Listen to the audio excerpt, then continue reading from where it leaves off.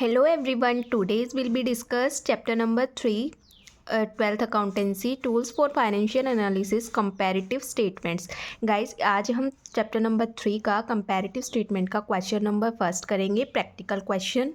तो guys, question को start करने से पहले हम बैलेंस शीट देख लेते हैं। तो गाइस, इसमें ईयर टू ईयर कंपेयर किया जाता है, यानी कि करंट ईयर की प्रीवियस ईयर के साथ कंपेयर करेंगे कि कितना हमें प्रॉफिट कितना लॉस। तो आपका जो ये फॉर्मेट है वो इस तरीके से होगा, पर्टिकुलर, नोट नंबर एंड मतलब जो प्रीवियस ईयर होगा वो current year, and absolute change increase और डिक्रीज, और परसेंटेज चेंज इंक्रीज और डिक्रीज। ठीक है गाइज, जब आप करंट ईयर और प्रीवियस ईयर को लेस करते हैं, यानी कि करंट ईयर में से प्रीवियस ईयर को लेस करते हैं, तो वो आपका आ जाता है एब्सोल्यूट चेंज इंक्रीज और डिक्रीज। ठीक है, और उसके बाद परसेंटेज चेंज हमें निकालना होता है। तो जो हमारा सी पार्ट निकलता है एब्सोल्यूट चेंज, उसको हमें डिवाइड करना होता है ए पार्ट से, यानी कि जो आपका प्रीवियस ईयर है उससे, और मल्टीप्लाई कर देना होता है 100 से। तो वो आपका परसेंटेज में गिवन हो जाता है, वो आपका डी पार्ट निकलता है। अब करते हैं हम practical question number 1। First question है आपका, from the following balance sheet of Royal Industries as at 31 March 2024 and 2023 prepare a comparative balance sheet. तो गाइज, इसमें आपको प्रिपेयर करनी है कंपैरेटिव बैलेंस शीट। आपको ईयर गिवन है 2004 एंड 2003, और इसके आपको अमाउंट्स गिवन है, यानी कि बैलेंस शीट में जो अमाउंट्स होते हैं वो गिवन है। ठीक है, particular note number 33 2024 and 31 2023। Equity and liabilities आपको दिया हुआ है। शेयर होल्डर फंड्स में आपको share capital, reserve and surplus दिया हुआ है 2024 का और 2023 का। नॉन करंट लाइबिलिटी में आपको लॉन्ग टर्म बोरोइंग्स गिवन है। करंट लाइबिलिटी में आपको शॉर्ट टर्म बोरोइंग्स है। एसेट्स में आपके दिए हुए हैं non current assets, property, plant, equipments, और आपका करंट एसेट्स में गिवन है inventories, trade receivable, cash and cash equivalents.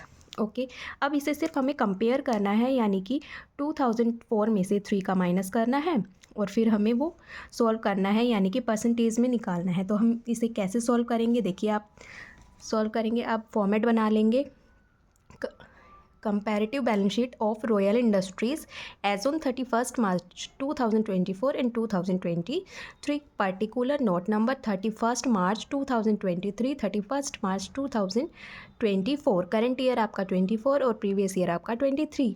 Absolute change increase और डिक्रीज, परसेंटेज चेंज इंक्रीज और डिक्रीज। तो फर्स्ट आप मेन हेड लिखेंगे इक्विटी एंड लाइबिलिटीज़, इसके आप सब हेडिंग लिखेंगे शेयर होल्डर फंड्स। इसमें आपको गिवन है शेयर कैपिटल, तो आपको 2024 का 8 लाख दिया हुआ है और 3 का 5 लाख दिया हुआ है। तो बस आपको ऐसे ही लिख लेना है, 2023 में आपको 5 लाख और 4 का अमाउंट आपको 8 लाख लिख लेना है। आप लेस करेंगे, बी में से माइनस कर देंगे ए को, तो गाइस ये आता है आपका 3 लाख।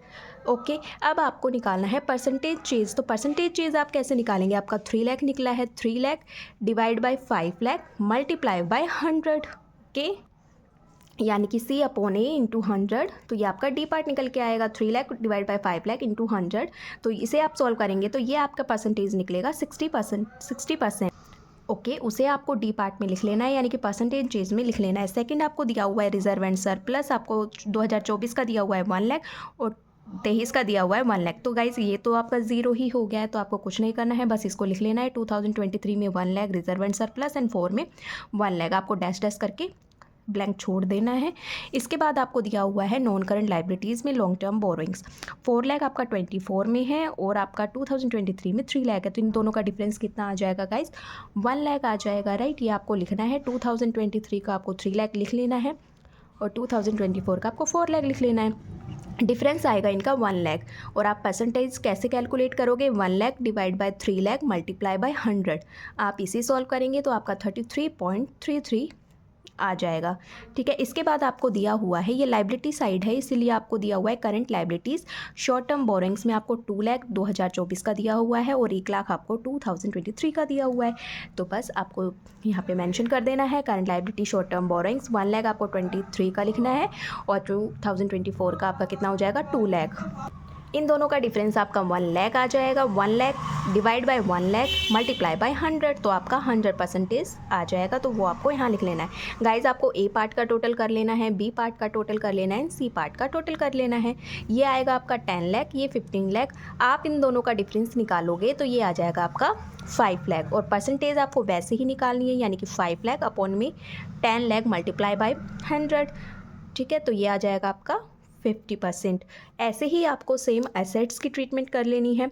इसमें आपको फर्स्ट दिया हुआ है नॉन करेंट एसेट्स, जिसमें आपकी property, plant and equipments and intangible assets दी हुई है। 2023 का 4 का आपको 6 लाख दिया हुआ है और 2023 का आपको 4 लाख दिया हुआ है।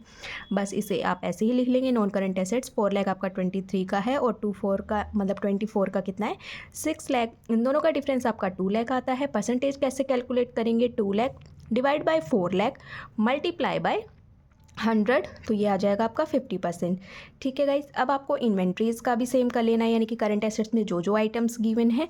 तो इन्वेंट्री का आपको दिया हुआ है 3 लाख 2004 का है और 2 लाख आपका 2023 का है। तो बस इसे लिख लेंगे आप, 2 लाख 3 लाख, इन दोनों का डिफरेंस आता है आपका 1 लाख।